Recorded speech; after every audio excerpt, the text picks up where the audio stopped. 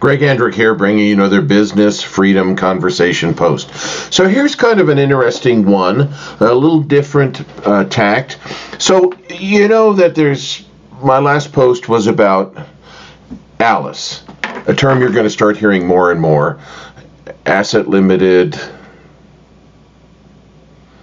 income constricted, employed.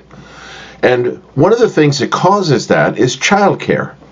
So the Wall Street Journal ran an article today about providing childcare, and I thought, well, you know what? This is something that we need to consider. I mean, other countries, particularly in Europe, spend lots and lots of money on all of this, and here we don't. So they featured a company in the Wall Street Journal called Red Rooster Coffee, which moved to a new plant in Virginia and decided to put a daycare center in and subsidize 70% of it.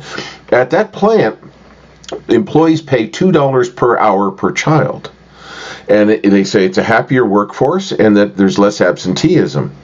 So one of the things that's going on out there is companies are subsidizing childcare. This is something I haven't really heard of before, but 32% of companies in the U.S. provide backup childcare. So if your regular provider, like, if your mother, your grandmother, or, a regular childcare place can't take your kid because they are sick or your kid is sick, they've got a backup childcare provider, and 32% of companies offer that to keep an employee working. I think that's pretty amazing. And my guess is it adds greatly to morale and the fact that employees are able to be, more effective at work. It's a win-win situation. They're saying that providing childcare affects the labor participation rate, and that many people are sitting on the sidelines because of the expense of childcare. Now, having childcare reduces absenteeism and lowers turnover because people are plugged into a system that works for their life. The U.S. government spends an average of $900 per child related to childcare. In France, it's $9,000 a year, and in the socialized paradise of Sweden, it's $16,100 a year. So we're clearly behind the curve on doing this, and probably why we're having all these labor force problems. 12% of U.S. workers have access. So that's interesting. 32% of companies provide backup, but only 12% of employees have access to child care benefits.